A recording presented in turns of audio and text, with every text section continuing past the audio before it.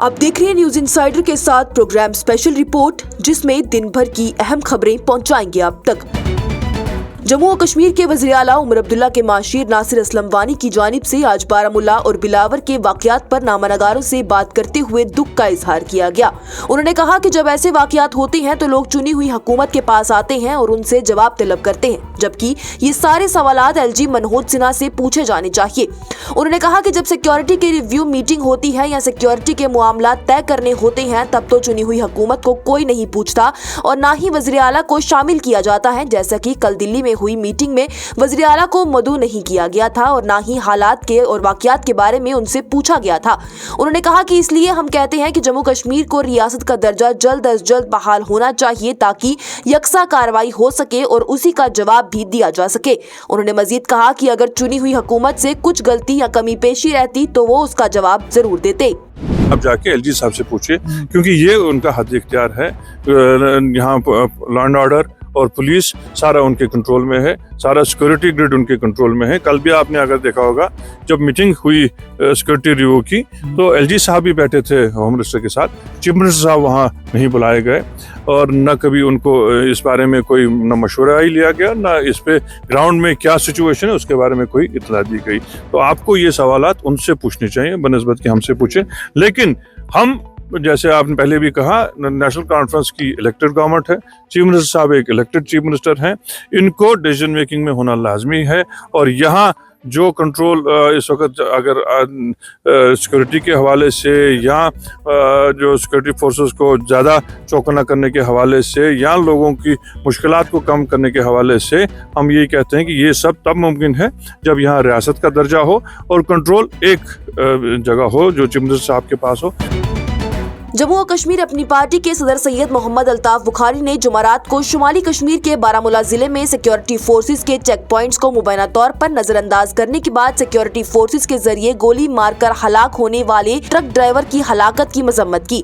उन्होंने इस कत्ल को इंतहाई बदकिस्मती करार दिया और पावर कॉरिडोर्स पर जोर दिया कि वो इस वाक़े का सख्ती से नोटिस लें और मुस्तकबिल में मासूम जानों के तहफ़्फ़ुज़ को यकीनी बनाएं। बताते चले तो अल्ताफ बुखारी की जानिब से नामानगारों से बात करते हुए कहा गया कि ये एक इंतहाई अफसोसनाक वाकया है जो कि नहीं होना चाहिए था। ये वाकया एक हलचल वाले शाहरा पर पेश आया है, ना कि किसी सुनसान जगह पर जहां हम यकीन कर सके कि सिक्योरिटी फोर्सेस के लिए आखिरी ऑप्शन फायरिंग का होगा। उन्होंने आगे कहा कि हुकूमत इस वाकये का नोटिस ले ताकि मुस्तकबिल में किसी इंसानी जान को नुकसान न पहुंचे। उनका कहना है कि ये जरूरी नहीं है कि किसी शख्स को बराह रास्त गोली मारी जाए, उसके बजाय सिक्योरिटी फोर्सेस उस शख्स को रोकने के लिए ट्रक के टायरों को निशाना बना सकती थी। बदकिस्मती की बात है कि ट्रिगर हैप्पी हमारी सिक्योरिटी फोर्सेस भी हो रही हैं। ट्रक ड्राइवर सिग्नल पे नहीं रुका तो उसके टायरों पे गोली चलाते। वो तो नाका जिस जगह था सब तरफ फौज थी, ऐसा तो था नहीं कि कहीं सेपरेट जगह पे ये था जो ट्रक ड्राइवर भाग जाता। नंबर एक। नंबर दो, इसमें इन्वेस्टिगेशन होनी चाहिए and the family should be compensated. People's Democratic Party की रहनुमा इल्तिजा मुफ्ती ने जुमेरात को बारामुल्ला में एक ड्राइवर की हलाकत पर तशवीश का इजहार किया। उन्होंने कहा कि बारामुल्ला में एक ट्रक ड्राइवर को मुबैना तौर पर सिक्योरिटी चेक कूदने के बाद मारा गया। फौज ने कहा कि उन्होंने 23 किलोमीटर तक उसका पीछा किया है। इल्तिजा मुफ्ती ने कहा कि कितनी अजीब बात है कि 23 किलोमीटर तक ट्रक का पीछा करने के बाद वो दावा करते हैं कि उन्होंने टायर पर फायरिंग की है, लेकिन उसके बजाय किसी न किसी ने उस पर गलत गोली चलाई है। उन्होंने सवाल पूछते हुए कहा कि क्या कश्मीरियों की जिंदगियां इतनी सस्ती हैं? वाज़ेह रहे तो इल्तिजा मुफ्ती की जानिब से पहले एक्स हैंडल पर पोस्ट करते हुए ये सवाल खड़े किए गए। इसके बाद उन्होंने एक प्रेस कॉन्फ्रेंस से खिताब किया जिसमें उन्होंने इस हवाले से खदशात जाहिर किए और हुक्मरान जमात को भी निशाना बनाया। उसके बाद हमने देखा बारामुल्ला में एक truck driver 36 year old man जिनका नाम वसीम मीर है, जो एक डेली वेजर थे। मैं उनकी फैमिलीज और रिलेटिव्स के अभी ट्विटर पे मैंने एक वीडियो देखा जिसमें कहा कि हम अपने गाँव में इनका एग्जाम्पल देते थे, इतने शरीफ थे। हमने देखा कैसे आर्मी ने उनको एक वाइल्ड गूस चेज पे, पहले तो मेरी समझ में नहीं आता, आप कहते हैं कि कोई सिविलियन को आपने वाइल्ड गूस चेज में 24 किलोमीटर्स चेज किया and then when you are targeting the tyres, आप उनके ट्रक ड्राइवर के टायर्स को डिफ्लेट करना चाहते हैं, वो गोली उनको कैसे लग गई and how was he killed, how was he fatally killed. And I also want to ask the army कि आपने अगर उनका ट्रक सीज किया तो आपको उनके ट्रक में से क्या मिला और जो कठुआ में भी किलिंग हुई है, आप कह रहे हैं उनने सुसाइड कमिट किया है, बट ये हम सब जानते हैं कि जो विक्टिम भी थे उनने भी एक वीडियो बनाया जिसमें वो रोते रोते कहते हैं कि मुझे कैसे इनने डिह्यूमनाइज किया, मेरा कैसे टॉर्चर किया।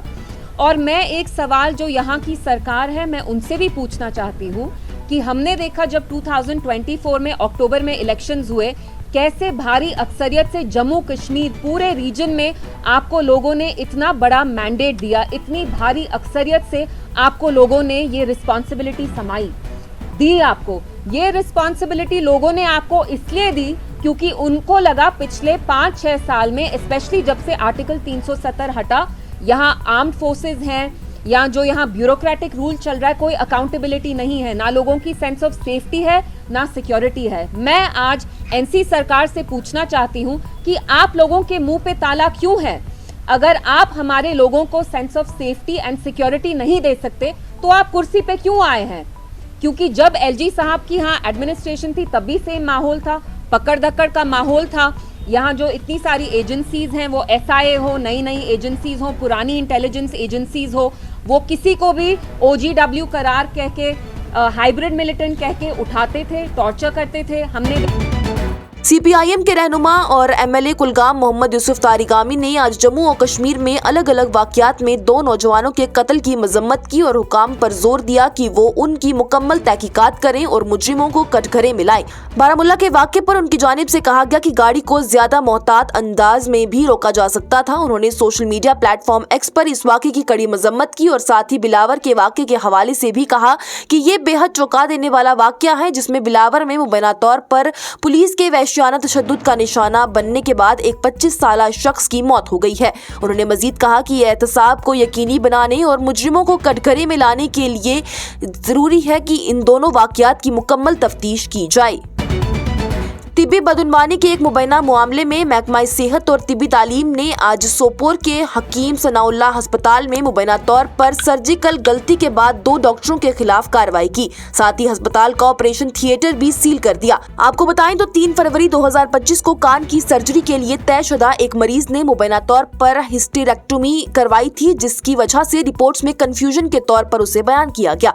आपको बता दें तो एसडीएच सोपोर की कंसल्टेंट गायनेकोलॉजिस्ट डॉक्टर अंजुम नजीर और डीएच बांडीपुरा में एनेस्थीसिया डिप्लोमा रखने वाले मेडिकल अफसर डॉक्टर तारिक अहमद डार को फौरी तौर पर मुअत्तल कर दिया गया। दोनों डॉक्टर अब अगले नोटिस तक जम्मू में डायरेक्टोरेट ऑफ हेल्थ सर्विसेज से मुंसलिक रहेंगे और उन पर जम्मू और कश्मीर में किसी भी प्राइवेट मेडिकल प्रैक्टिस में शामिल होने पर भी पाबंदी है। बताते चले तो सोपोर के हकीम सनाउल्लाह अस्पताल के ऑपरेशन थिएटर को भी सील कर दिया गया है जब तक के तहकीकात के नताइज सामने आ जाते हैं।